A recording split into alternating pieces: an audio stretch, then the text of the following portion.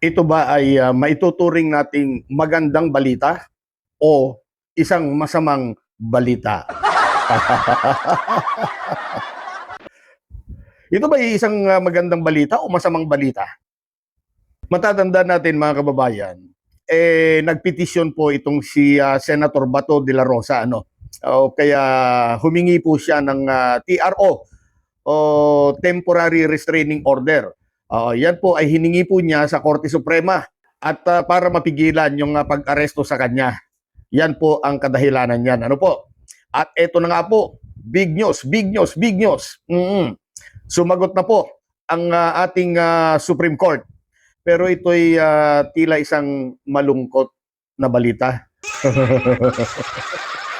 Opo, malungkot na balita.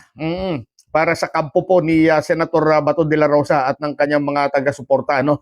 Oo. Binasura ng Supreme Court. Oo.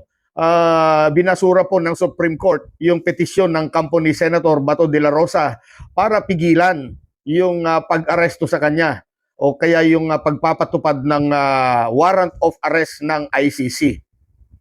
Naku po, paano na yan Senator Bato de la Rosa? Ibig sabihin lamang po valid yung ICC warrant. Ano? At pwede kang arestuhin sa bisa nito. Yan lamang ang ibig sabihin niyan. Nauna dito, sinabi po ni Senator Bato de la Rosa na gagawin nilang lahat ng mga legal remedies o kaya mga legal na pamamaraan para mapigilan daw ang pag-aresto sa kanya. Pero ito na nga po, at naging good news naman para sa mga naniniwalang dapat ay harapin ni Bato de la Rosa ang mga reklamong binabato. Binabato talaga, ano? Mga reklamong binabato sa kanya. At gaya ng sinabi ko, ito po ay isang masamang balita para sa mga nasa kampo ng ating bayaning Bato de la Rosa. Bayani tinawag nilang bayani kasi si Bato de la Rosa pinapalabas nila na isang bayani daw po yung pagpunta niya doon sa Senado para ikodita si Tito Soto. Ito po nga pala yung kopya po. Paki-check niyo na lamang nasa screen. Pakibasa na lamang po yung kopya po ng nilabas ng Korte Suprema. Pwede niyo pong basahin. Ayan po, ayan po. Ayan nga po, kung mababasa po ninyo, ano po? Ito po ay meron pong boto na 951. Ibig sabihin, siyam po yung pumabor, 5 po ang against o hindi pumabor, at isa po yung nag-abstain o umiwas. Or sa madaling salita, ay hindi pumabor, hindi rin pabor. Ganun lang po yun. Pero wag po kayong masyadong malungkot mga DDS. Dahil lang desisyon ay para lamang sa interim relief. Kung tawagin pansamantalang hiling lamang habang nakabinbin ang mga iba pang mga pangunahing usapin sa kaso. So, iyon. Ano? Huwag kayong masyado malungkot. Ang alam ko, ito, nakalagay naman dyan, sa Lunes pa yata ilalabas ng Korte Suprema yung to follow nilang argumento tungkol dito. Ano? Ang masaklap dito, may pahayag na rin po ang NBI na, lagi daw po nakahandang NBI. Laging nakahanda po ang NBI para tumugis pag may order na tutugisin o kaya magkaroon ng manhunt operation para kay Senator Bato de la Rosa, magko-comply ang mga ito. Kilala nyo naman pong NBI director natin, si Director Matibag. Ako po. So, at kung sakali man na ito po ay nakaabot na, yung balitang yan ay nakaabot na kay Senator Bato de la Rosa, ano sa tingin nyo? Ano kaya ang reaction o naging damdamin o kaya nararamdaman nitong si bayaning Senator Bato de la Rosa? Di kaya lalong bumahag ang buntot nito? Tandaan natin mga kababayan, hindi po ito local na kaso o local na warrant of arrest. Yan po ay ICC warrant of arrest. At kung sakali pong mabitbit itong si Bato, nako po, baka diretso na rin biyahe yan. Flight now free, pay later. Flight now free, pay later. Doon ka na magbabayad sa dahig. Masaklap. Masaklap, Senator Bato. Mangyayari yung nangyari kay dating Presidente Duterte sa iyo na pagka-aresto, dire-diretso na. May bali-balita na may mga nakahanda na daw yata o kaya may balita na may nakahanda na ring eroplano sa Villamor. Naloko na. Ay, oo, talaga naman buhay, ano? Ganyan talaga. Gumawa tayo ng kalokohan, gumawa tayo ng labag sa batas, kailangan natin magbayad. Ganun lamang po yan. Yan kasi, oo. Alam po ninyo mga kababayan, oo, itong nakalipas ay nakiusap po itong si Bato de la Rosa kay PBBM. Oo, kung matatandaan kong sinabi niya, Sir, alam ko, wala ka namang personal na galit sa akin. Yan ang sinabi ni Bato. Wag mo naman akong ipadala sa dahig. Parehas po tayong Pilipino. Ang masama, nakikiusap ka na nga lang, nanakot ka pa. Oh, paano naman pagbibigyan ni PBBM yung kahilingan pag ganyan? Oo, sana makiusap ka ng tao sa puso mo. Nga, pakiusap na totoo.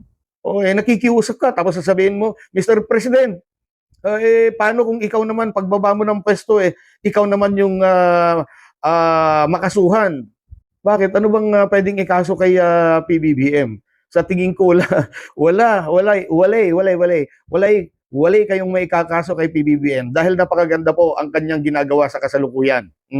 Isa pa, kahit gusto man ni PBBM na pagbigyan ka, Senator Bato de la Rosa, paano naman yung mga umiiyak?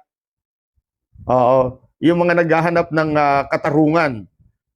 Oo, itong mga di umano yung mga biktima ng EJK nung panahon ninyo ni Pangulong Duterte.